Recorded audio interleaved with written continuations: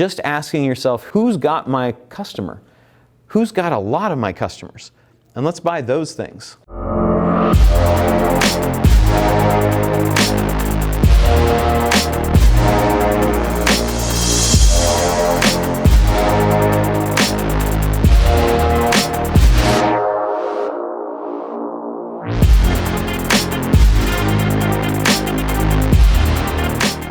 Let's look at traffic. It's better to own, not rent your traffic whenever you can, because if you're renting traffic, you're paying rent on it constantly, whereas if you own it, you have it forever, right? And if you're renting it, you're always subject to the risk that somebody else is willing to pay more rent than you, and then you lose it. So it's better to just control it right from the start.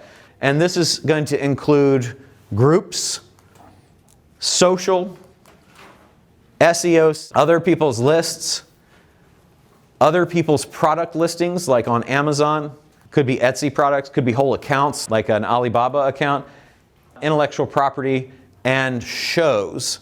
Breaking these down, what would be some types of groups that you might be able to buy? Facebook group, right? Associations, right? Okay, cool. So meetup groups? Meetup groups are great. What if you just take over a meetup group? What if you take over 70 meetup groups?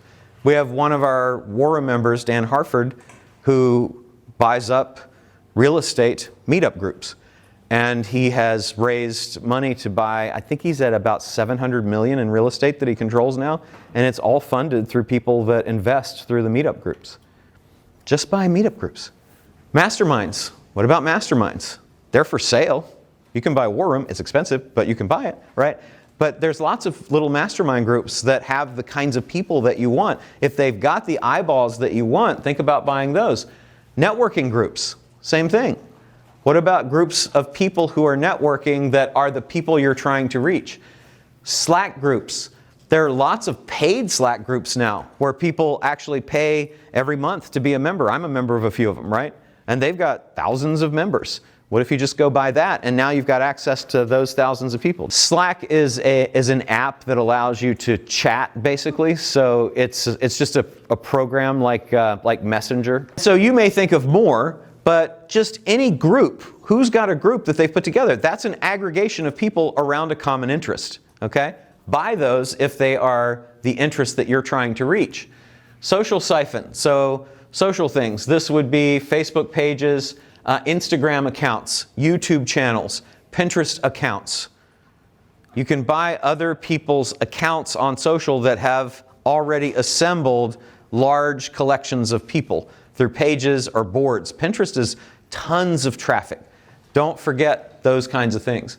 And then SEO is simply anything that is ranking on Google, right? Google, YouTube.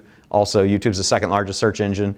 I think Amazon is the third largest now. So websites, videos, images. So if you think about what these are the titles at the top across Google, right? So Google allows you to search by all, but it also allows you to search by videos, images, blogs, shopping, lists, right? Look at all of the things that SEO and all of the things that SEO categorically on Google. And if they have good traffic, if they're ranking at the top of Google, it might make sense to buy them because they might have good traffic. You can go to Google Analytics. Once you see that they're ranked up at the top, you can reach out to them and say, I'm interested in talking to you about, maybe advertising. That would be the first approach that I would do, as opposed to I want to buy your thing. Hey, I just talked about advertising, and then you get a conversation, and then you say, you ever thought of selling? It's relatively easy to buy sites in the $500 to $1,500, $2,500 range that are very valuable to you, but they're not producing that much income for other people. And because you can search by placement with AdSense, you can see who's running AdSense that you can place ads on their sites. You can use that as a way to identify those sites too. And then we use SimilarWeb as well. I didn't mention SimilarWeb because it's pretty pricey, but I think it's way worth it if you're doing anything that allows you to justify it. Those are a lot of things that you can look at just buying. And remember that there might be a tool that somebody's built that's getting a ton of traffic. A lot of people build tools as lead magnets. So if that lead magnet is more valuable to you than it is to them, that would be something to think about buying. So Chrome is a browser, right? And there are extensions that you can do on it that are kind of like widgety type things. If you know what widgets are in WordPress, It does some service or some functionality, like Ghostery is one of my favorite widgets because it tells you all of the tracking that's on a page when you come on. So it tells you every tracking pixel that's placed on a page, which then tells you where you might go to, you know. Great. So there are lots of people that do those things. You can have a significant audience that gets built up if you acquire that. Lists also. Lists of customers, lists of affiliates, lists of developers or coders, lists of newsletter subscribers, opt-in lists, pixeled lists. There's all kinds of subscriptions, emails. Buy lists. Those are specific assets you might think about buying. And then products. You can buy Amazon listings, and you can transfer Amazon listings, and you can transfer reviews with Amazon listings and FBA, all of that kind of stuff. And I'll show you the letter from Amazon that shows you can do it. You could buy Etsy accounts, people that are selling on Etsy that have stores. Other people who have stores, e-commerce landing pages, branded stores like on eBay, Google Shopping. So there's all these other places that exist that have products for sale. So if you want to sell any products. And then shows, trade shows, conferences, expos, radio shows, podcasts, summits, all of those things.